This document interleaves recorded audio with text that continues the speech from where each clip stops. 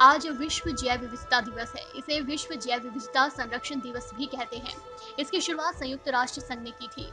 संयुक्त राष्ट्र महासभा ने 20 दिसंबर 2000 को हर साल 22 मई को इस दिवस को मनाने की घोषणा की थी। जैव विविधता के मुद्दों के बारे में लोगों की समझ और जागरूकता विकसित करने के लिए ये दिन मनाया जाता है और ये दिन प्रकृति को धन्यवाद देने के लिए भी मनाया जाता है। जैव विविधता न केवल पृथ्वी के अस्तित्व के लिए जरूरी है, बल्कि ये मानव के लिए कई सारी गुणवत्तापूर्ण सेवाएं भी उपलब्ध करवाता है। जैव विविधता से हमें विभिन्न तरीके के उत्पाद मिलते हैं। उदाहरण के लिए भोजन, औषधि, लकड़ी, ईंधन, चारा इत्यादि। जैव विविधता के विभिन्न घटक पृथ्वी पर पर्यावरण प्रदूषण को नियंत्रित करते हैं। इसके साथ ही वो संरक्षण में भी महत्वपूर्ण योगदान देती है। उदाहरण के लिए वायु प्रदूषण, मृदा संरक्षण, जल संरक्षण।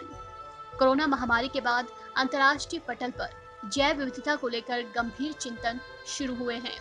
स्थानीय स्तर पर भी पर्यावरण संरक्षण से जुड़ी संस्थाओं के साथ साथ वन विभाग की तरफ से विलुप्त होती प्रजातियों के संरक्षण के प्रयास तेज हुए हैं। जैव विविधता का तात्पर्य विभिन्न प्रकार के जीव जंतु और पेड़ पौधों का अस्तित्व बनाए रखने से होता है। इसकी कमी से बाढ़, सूखा और तूफान जैसी प्राकृतिक आपदा का खतरा बढ़ जाता है। हम प्रकृति का सम्मान करेंगे, तभी हमारा अस्तित्व भी बच सकेगा। कोरोना से उपजे संकट काल में प्रकृति ने हमें उसे समझने का अवसर दिया है। लॉकडाउन में फैक्ट्रियां बंद पड़ी हैं, एसी भी ज्यादा नहीं चलाए जा रहे, तो वाहन का प्रयोग भी बेहद कम हो रहा है।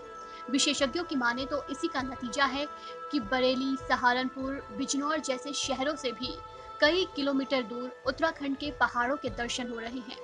साथ ही मानव दखल कम होने और शोर शांत होने से वन्यजीव सहजता से घूमते हुए दिख रहे हैं। आसमान साफ है, प्रदूषण का स्तर कम हो गया है।